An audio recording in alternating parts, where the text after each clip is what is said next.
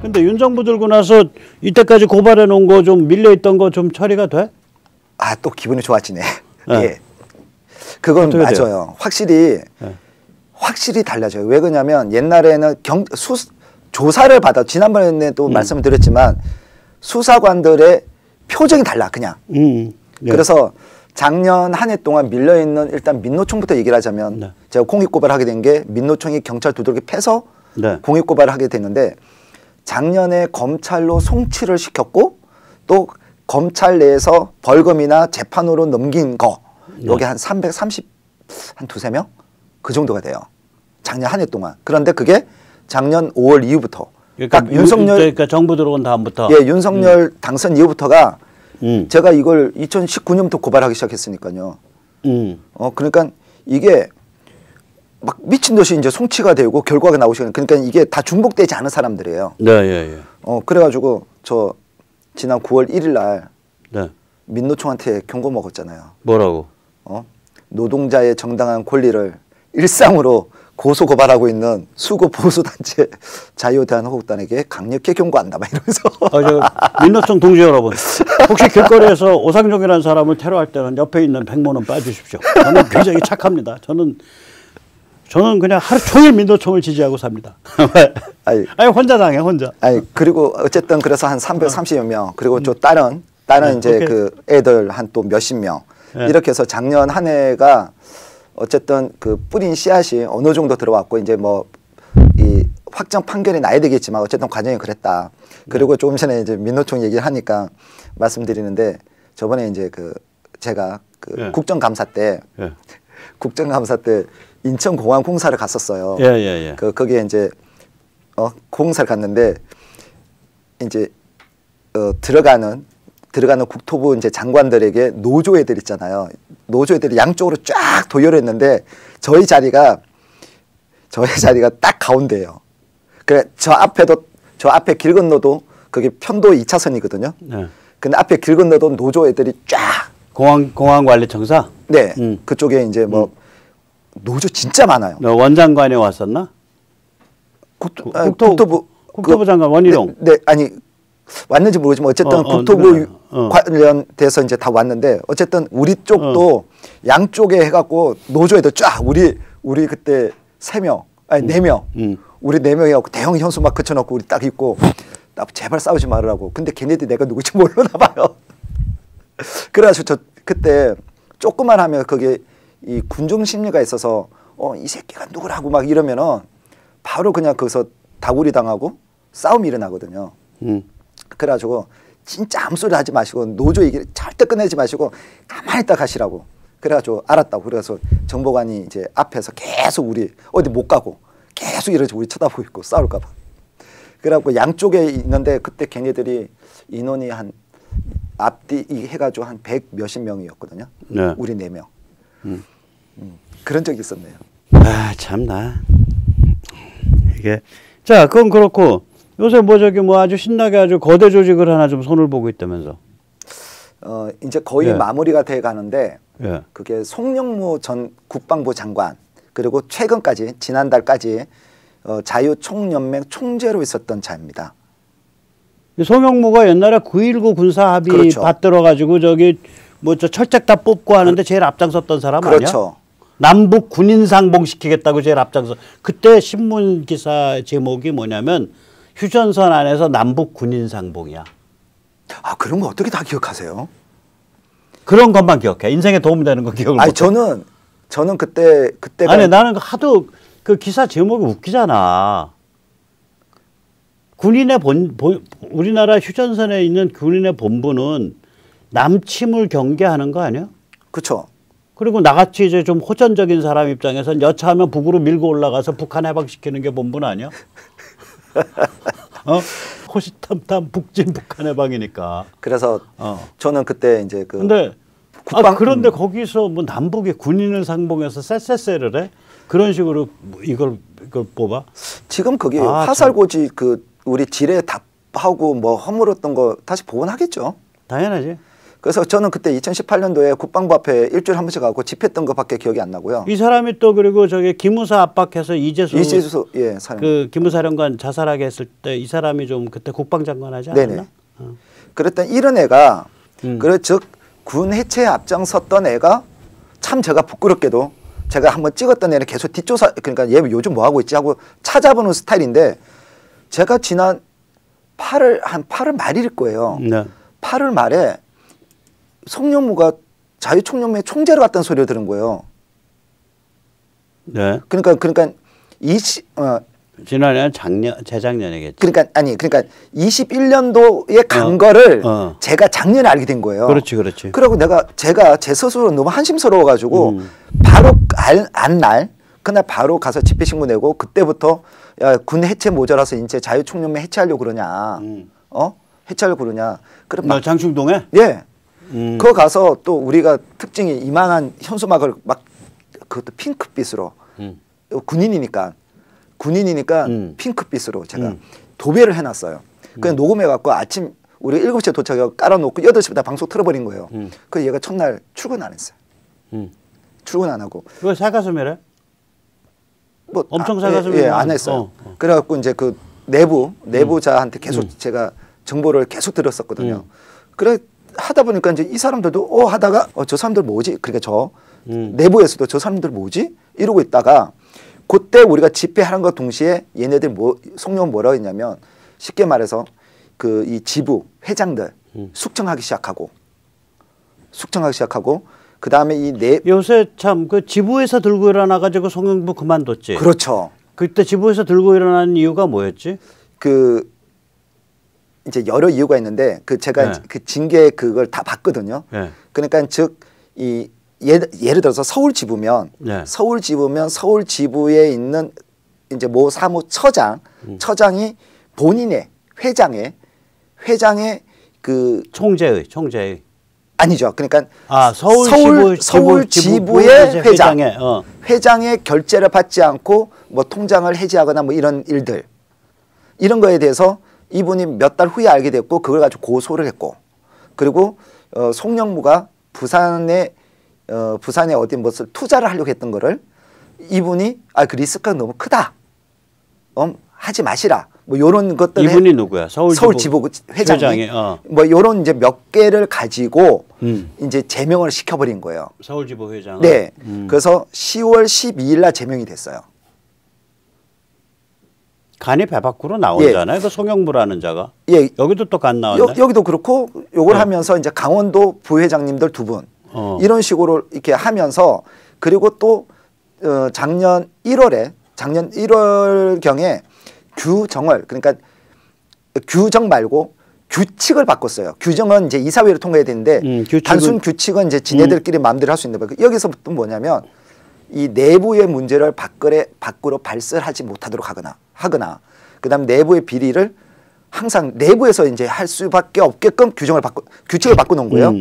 그래서 거기에 있었던 이제 뭐 나쁜 자네 차장이 그러니까 이제 너무 방만하게 경영을 하고 있고 그 일반 직원들은 거기서 그래도 몇십 년 동안 일을 했던 사람들이니까 애정이 있을 것 아닙니까? 거기 꽤 있어. 예, 그런데 이래서 안 되겠다 해가지고 그 국민신문고에 이거 행안위에서 이 감사를 좀 놨으면 좋겠다라고 올렸더니 한 달 동안 누가 그 국민신문고에 민원을 넣었는지를 한 달 동안 찾은 거예요. 그래서 작년 10월 27일 날 제명이 됐어요. 예. 제명이야? 아니면 뭐? 제명. 그러니까 해고를 시켜버린 거예요. 그래서 제가 9월 초부터 가서 떠들었을 때 이런 일들이 쭉 벌어진 거예요. 네. 그래서 제가 어떻게 하겠어요? 고발했죠. 그럼 뭐가 되나 그게? 그러니까 이제 자유총연맹의 업무방해가 되는 네, 그리고 그다음에 공무원이 아니니까 직권남용은 아니고. 네, 그렇죠. 네. 그리고 이제 강요죄, 네, 이런 걸로 제가 이제 그 2번에 걸쳤고. 송영무 이런 자는 좀 고생 좀 해야 돼. 그래서 이게 그렇습니다. 만약에 이런 사람들이 공직에 있다가 그러니까 여기서 제가 기분이 좋았던 게 이런 자가 국방장관을 했으니 국방부를 어떻게 잘근잘근 망가뜨려 놨겠어. 그러니까 이게 안 봐도 비디오지 뭐. 자유총연맹을 지 마음대로 하게끔 다 바꿔놓은 거예요. 그래서 제가 이때 참 저도 이걸 하면서도 예. 좋았던 게 안에서는 이제 뭐 안에서는 내부에서 이래서는 안 되겠다라고 본인들이 들고 나고 밖에서는 제가 막 고발하고 있고 밖에서 떠들어주고 그래서 이렇게 해서 얘가 결국은 저 장충동 가면은 뭐 자판기 커피 한 잔 얻어 먹겠네. 자총 사람들한테. 그 정도는 안 해줄까요? 그래서 오케이. 중도 사퇴를 했고요. 예. 근데 이제 그 윤석열 정부 들어서고 나서 예. 여기 사무총장으로 들어온 사람이 예. 사무총장으로 들어온 사람이 신동혁이라고 예. 육사 출신이에요. 예. 근데 이 사람만 여기 이제 그 조금만 그 송영무 쳐내는데 적극적으로 움직였으면 그냥 바로 게임이 끝나는 거였는데 예.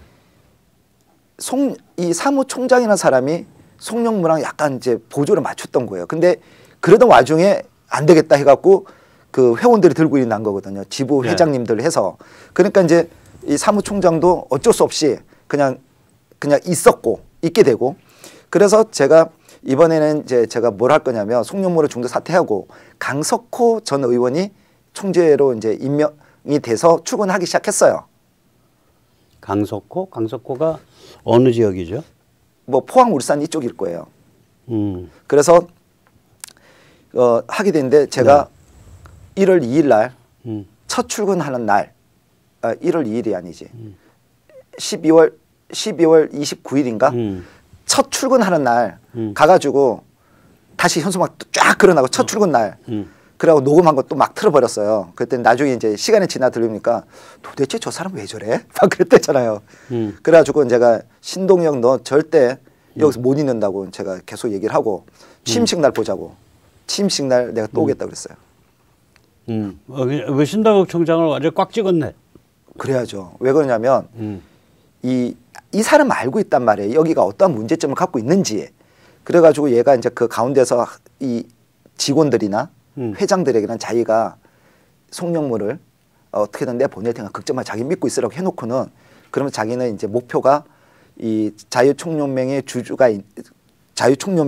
있는 한국 기술산업인가 있어요. KDN. 예, 그쪽으로 자기가 이제 뭘로 갈 거라고 뭐 이런 식으로 공공연히 또 얘기도 하고 그랬나 봐요. 그러니까 생각이 다른 거예요. 그래서 제가 또 이걸 육사 쪽 그 이제 누구한테 예씨 또 이런 애를 갖다가 막 이러고 막 그랬었어요 제가. 이 방송에서 말을 함부로 못 하겠네.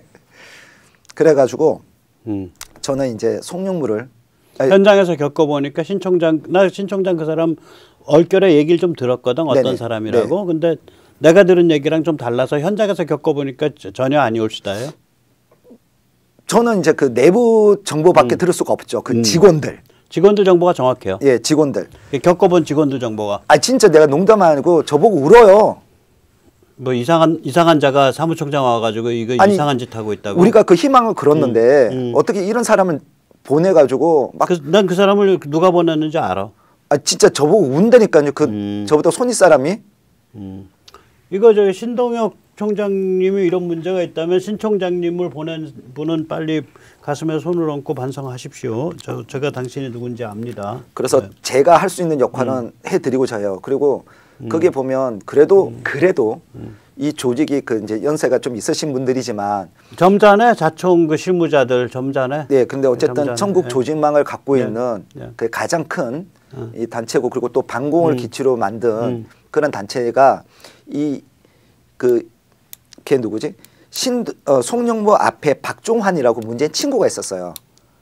쉽게 말해서 건강 상태가 다 죽어가는 사람을 여기다 앉혔고 얘가 뭘 했냐면 그 목동에 있는 KT 사옥 지분을 매각을 해버렸다고. 어디 돈 쓸 데도 없는데. 그래서 제가 이 고발장을 쓰고 쭉 과정을 보니까요. 문재인이나 얘네들이 했던 거는 뭐냐면 자유총연맹의 그 자금을 고갈을 시켜서 아예 이걸 이제 운영을 못할 수 있도록 이렇게 만들어 버리는 작업을 한 건 아닌가 이런 생각이 들더라고요. 고갈시키면서 뭐 떡고물도 좀 생길 거고 뭐 잘하면. 그렇게 해서 이제 계속 그걸 없애는. 그러니까 지금 수익 구조가 계속 나야 되는데 그때 그 목동에서만 1년에 40억의 이익금이 들어왔는데 그게 없어진 거예요. 네. 예. 그래서 앞으로는 이제 이 문제는 계속 제가 관심을 가지고 제가 좀 할 수 있는 역할은 좀 하려고 합니다. 네. 네. 자, 그리고 또 뭐 뭔 일을 또 좀 하셨어요? 그동안 격조했는데.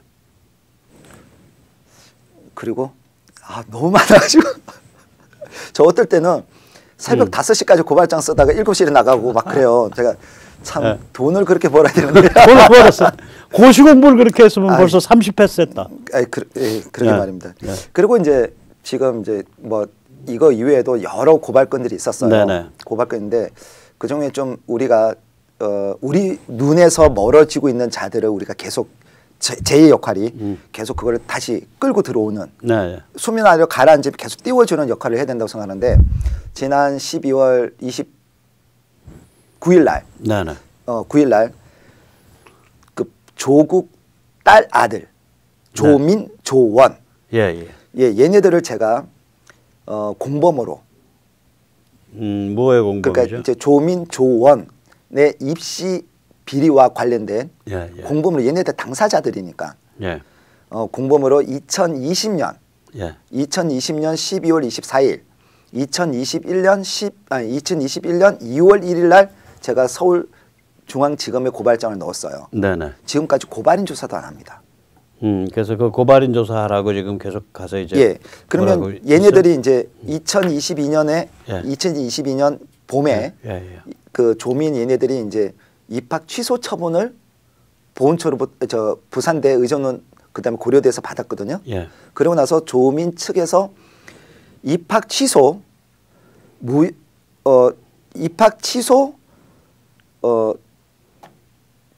처분을 무효로 시켜달라는 행정소송을 내서 지금 부산지법과 서울 북부지법에서 재판 중이에요. 그러면 부산대 총장이 차정인이라고 얘가 민변 출신인가 그럴 거예요. 얘가 조국 쪽이에요. 얘가 이번에 국정검사 나와서 이 좀 마음이 안 좋다 조민 조민이 입학 취소된 게 좀 가혹한 측면이 있다라고 국정감사에 나와서 이런 발언을 한 자인데 얘가 임명한 변호사가 이 재판에 이 공정성을 그리고 유지할 수 있겠냐고 이 변호사가 그러면서 재판을 보통 보면 이런 거 한 달에 한 번씩 재판을 하잖아요. 근데 이번 12월 달에 하고 이번 2월 달에 또 재판한다고 그러더라고요. 그래서 이걸 제대로 안 할 것이다 저는. 그러면서 얘네들이 노리는 게 이익 형량이라고 조민의 입학을 취소함으로써 얻는 공익보다 조민이 이를 사익이 훨씬 크면 입학 취소를 하지 않는 그런 게 있어요. 그래서 얘네들 노리는 게 그게 아닐까. 그래서 자꾸 시간을 끌면서 그 조민이 보니까 이번 12월까지 또 강북에 있는 모 병원에서 원장 타이틀로 또 환자를 받더라고요. 그래서 얘네들이 노리는 건 이 이익 형량이 아니겠느냐. 그래서 이제 제가 조민에 대한 입학 그 수사를 신속하게 좀 제기하라는 거 내가 수차례 연락하고 했는데 검사들은 그렇습니다. 바빠. 이따가 할게. 이렇게 했는데 제가 안 되겠다 싶어가지고 3일 만에 12,867분의 서명을 받아서 제가 이제 탄원서를 제출했고 그 또 부산지법에도 제출했습니다. 그런데 멍청하게 주필님 그 서울 북부지법에는 내가 까먹었습니다. 그래서 요 문제 그래서 이제 조민과 조원에 대한 수사를 이거 빨리 해야 된다 이렇게 했습니다. 그래서 그렇게 하고 또 지금은 이번 주 일요일까지 그 전 광복회장 김원웅 작년에 죽었죠. 전 광복회장 김원웅과 여러분들 잘 아시는 손혜원 강경화 전 외교부 장관 시부 손혜원의 부친 뭐 이런 자들에 대한 김원웅의 부친 그러니까 부친 그러니까 엄마 아빠 이 자들에 대한 독립유공자 서훈 심사 과정을 다시 이제 그 검토해 달라고 제가 진정서를 이번 주 일요일까지 받아서 서명을 받아서 다음 주에 제출을 하려고 합니다. 보훈처에 내는. 네네. 왜 그러냐면 제가 이제 김원웅이가 살아생전에 김원웅이가 살아생전에 제가 고발을 했었습니다. 부모 김건수, 전월선의 이 독립유공자 공적 조서가 너무 이상하다 이거. 네. 출생지도 틀리고 활동 시기도 틀리고 활동 네. 지역도 틀리다면 이거는 문제가 있는 거다. 네. 그때는 옛날에는 인후보증이라서 했으니까. 그래서 김원웅이가 소위 말해서 김원봉을 독립유공자 서운 추진을 했던 애란 말이에요. 네, 그 저기 북한에 부수상했던. 네네. 부수상했지 김원봉이.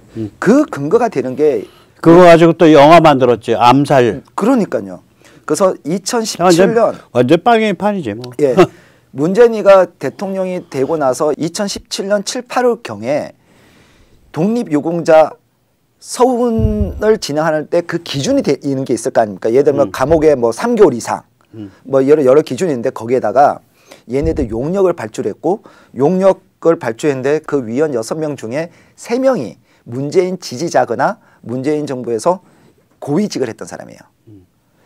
이런 애들이 처음에 제안할 때는 이 사회주의 운동이나 이런 게 없었어요. 그런데 마지막에 그 용역 결과가 나올 때는 요게 쏙 들어간 거예요. 그리고 나서 그것을 기본으로 해가지고 김원웅의 부모 아니 김원웅의 부모는 옛날 건데 옛날 건데도 우리가 다시 이거 봐야 되는 거고. 그러니까 그게 영등포 경찰 수사하다가 보훈처 자료를 안 주는 거예요. 그리고 수사가 진행이 될 수가 없는 거예요.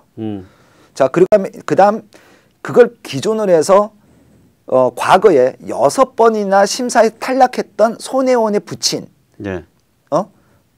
부친, 그다음 그러니까, 강경화의 시부, 예. 이 자들이 유공자에 선정이 된 거예요. 그런데 저는 뭐 제가 애국심 이런 건 난 모르겠고 저는 너무나 상식에 반한 거죠. 얘네들이 지금 1등 공신 아니었습니까? 그 문재인 대통령이 되고 그다음에 그 과정에 있어서 네, 그렇죠. 그러니까 이 기준을 완화하는 게 된 이유 그리고 처음에 제안에 없었던 초기 제안에 없었던 게 결과에 들어갔던 거 사회주의 들어갔던 요런 과정부터 시작해서 이 손혜원과 강경화 및 또 우리가 알지 못하는 사람들에 대해서 이걸 다시 재검토해야 된다 이거. 그래서 그건 어디야? 감사원에 낸 건가? 이거는 이제 보훈처에다가 다음 주에 내요. 다음 주에 내고 감사원에도 한번 내세요. 그건 국민감사청원. 네네네. 그게 지금 그게 감사원 업무야. 네. 할게요. 이거 300명이니까 금방 모으거든요. 금방 모으지. 네네. 국민감사청원. 네. 여러분 그리고 보훈 감사원에 먼저 내고. 네. 그리고 보훈처가 감사원에 내놨는데 거기서 네. 오기 전에 니들이 까. 예. 좋네요. 아니면 동시 접수를 해. 그러면 보훈처가 이거 접수 받은 거를 뭉개면 그것도 감사 대상이 되거든. 알겠습니다. 감사합니다. 까먹은 게 아니지. 네, 좋네요. 아무튼 간에 그런 식으로 해서 이 국가 조직을 움직일 때 그런 방법들이 있죠. 네네. 그래서 요걸 제출을 함으로써 예. 그러니까 이런 애들이 섞임으로써 진짜 존경받아야 될 우리 선배 세대들이 이 가치가 소위 말해서 떨어진다고 저는 생각을 해요. 그럼 속아내야지. 예.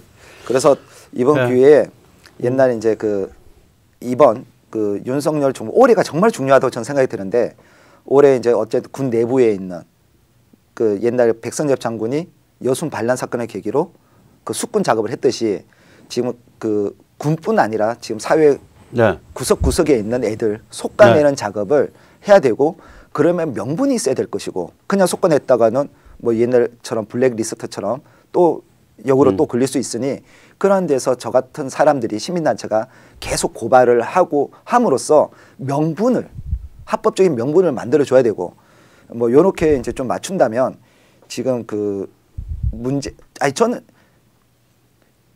저는 이번에 소위 말하는 검수완박이 소위 검수완박 그래서 이제 형사소송법상 고발인의 이의신청권을 삭제한 이 행위가 끝나고 이게 제가 그걸 다 제가 당사자잖아요. 고발을 하다 보니까 진짜 말도 안 되게 사건을 처리하는 걸 제가 볼 수가 있어요. 그래서 이번에 저희가 지금 그거 위헌 소송을 내서 지금 재판부가 배정이 됐거든요. 그래서 아마 오늘 박주현 변호사가 오늘 의견서를 또 냈을 거예요. 아마 오늘 낸다고 했으니까. 그래서 빨리 이게 수사가 진행되지 않으면 선의 국민들이 피해를 본다. 선량한 국민들이. 그래서 이걸 빨리 좀 진행을 하면 좋을 것 같고 그래서 지금 올 한 해를 어떻게 보내냐에 따라서 진짜 나머지 그 윤석열 정부가 그러니까 무너진 문재인으로 인해서 무너진 그 부분을 얼마큼 빨리 세울 수 있는지 그게 좀 정리가 될 것 같습니다. 잘 될 거예요. 지금 뭐 전체적인 그 세계 정세나 이런 게 다 괜찮아가지고. 그 제가 전에 말씀을 드렸듯이 제가 이래갖고 이 대한민국 망하면 어떡하나 2017년, 2018년 그러고 있을 때 주필님이 미중 전쟁을 딱 얘기하면서 우리가 자살하고 싶어도 우리 마음대로 자살을 못하는구나. 그래서 내가 마음이 여유를 가지고 장기적인 플랜을 세우게 돼. 내가 그런 말을 했단 말이야. 돗자리 깔아도 되겠네. 아니, 그때는 미중전쟁 막 뜨기 시작할 때 아니야. 그래가지고 제가 주필님한테 제가 진짜 고맙다고. 아, 그랬구나. 예, 내가 심리적으로 안정을. 돈 벌면 뭐 좀 싸갖고 오세요. 예, 알겠습니다. 딱 관상을 보면 돈이 붙게 생겼어. 복이 넘치잖아. 예. 예, 그럼 오늘 여기까지 모시고요. 새해 복들 많이 받으십시오. 네. 네, 감사합니다.